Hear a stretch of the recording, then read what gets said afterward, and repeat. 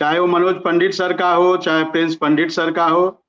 हमें याद है प्रिंस पंडित सर ने भी एक बार माननीय बेसिक शिक्षा मंत्री जी को हम लोग का मांग पत्र सौंपा था और मनोज पंडित सर भी लगातार वार्ता कर रहे थे। तो हर व्यक्ति का प्रयास रहा है और आज जो हो रहा है इसमें सबसे बड़ी कृपा उत्तर प्रदेश के माननीय मुख्यमंत्री योगी आदित्यनाथ जी का है, क्योंकि योगी जी एक संत हैं, महात्मा हैं और योगी जी को किसी की पीड़ा वास्तव में देखी नहीं जाती है।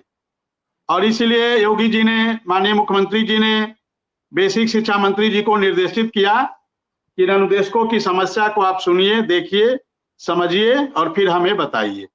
तो हम उत्तर प्रदेश के माननीय मुख्यमंत्री जी का भी बहुत बहुत आभारी हैं कि उन्होंने हम अनुदेशकों की पीड़ा को समझने का कार्य किया और माननीय बेसिक शिक्षा मंत्री जी को निर्देशित किया।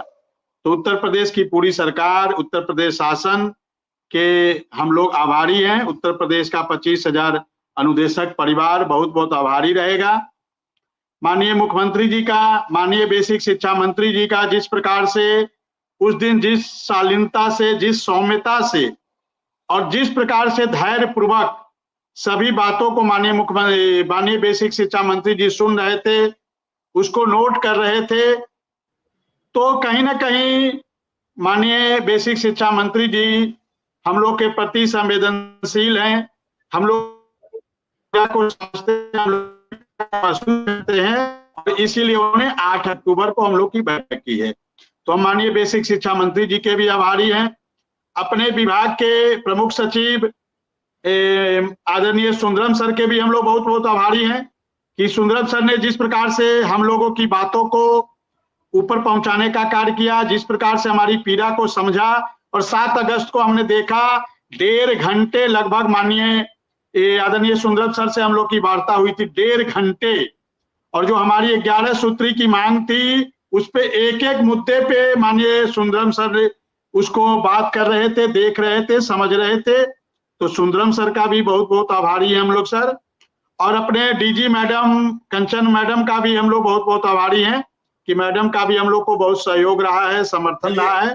और चलिए विक्रम सिंह जी, बिल्कुल आपकी बात ठीक है और आभारी भी रहना चाहिए, लेकिन मेरा एक सवाल है छोटा सा कि महाराष्ट्र में आज मदरसा टीचरों का 3 गुना वेतन हो गया, यानी 6,000 से 16,000। सरकार ने आज ही ऐलान किया, आज ही कैबिनेट में पास हुआ और इसी महीने से लागू कर दिया। क्योंकि वहां चुनाव है इसलिए वहां ज्यादा तनाव है। हरियाणा चुनाव के बाद ये पूरी तरीके से सरकार समझ चुकी है कि शिक्षक कर्मचारियों को हमें अब समझना पड़ेगा। पहले जो बैलेट पेपर खुले उसमें 78 सीटें हार गई। पहले चरण में बैलेट पेपर खुलते हैं वो सब सरकारी कर्मचारियों के होते हैं, तो उन्हें लगा कि सरकारी कर्मचारी नाराज है और इसलिए बीजेपी ने अपनी रणनीति बदल दी। आज ही कई बड़ी घोषणाएं कर डाली है महाराष्ट्र में। मेरा अपना आकलन है कि मुख्यमंत्री जी को ये उनके सजाती और उनके पार्टी के सहयोग से बनी सरकार है, तो मुख्यमंत्री जी को जरूर इस मुद्दे पर अधिकारियों के साथ और बेसिक शिक्षा मंत्री के साथ बातचीत करनी चाहिए। मैं अभी आऊंगा, हमारे साथ गुड्डू सिंह जी है, उनका भी स्वागत है और गुड्डू सिंह जी के पास पहुंच। प्रणाम मिश्रा जी।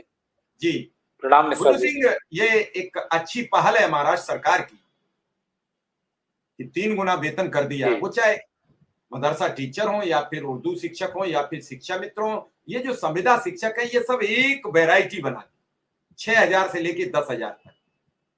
समझ में नहीं आया सरकार को कुछ भी कि कैसे इन्हें एडजस्ट करें। हाँ, इनका दोहन होता रहा, काम आम शिक्षक के भांत लिया जाता है, कमर तोड़ मेहनत ली जाती है। बीएलओ बनाएंगे तब नहीं पूछेंगे शिक्षा मित्रों। बीएलओ तो एक जिम्मेदारी भरा है, आप किसी के वोट काट सकते हो, किसी के जोड़ सकते हो। आपको जब रानी लक्ष्मीबाई योजना लागू करनी होगी, आपको और भी कई ऐप इतने आ गए हैं कि कितने बताएं, गिना नहीं पाएंगे। और उसके बावजूद जब वेतन का नंबर आता है तो वही अधिकारी ये लिख के नहीं देता कि शिक्षा मित्र भूख से मारा जा रहा है। अगर वो लिख के दिया होता तो हमें यहाँ बातचीत करने की आवश्यकता नहीं होती। सरकार पर अधिकारियों का दबाव बहुत ज्यादा होता है और ब्यूरोक्रेसी ने जो रोल निभाया वो बहुत सुंदर नहीं रहा। पहली बार कुछ अधिकारियों ने बढ़ चढ़कर ये बातचीत की जो आपकी बात पहुंच रही है। तो क्या सरकार को इस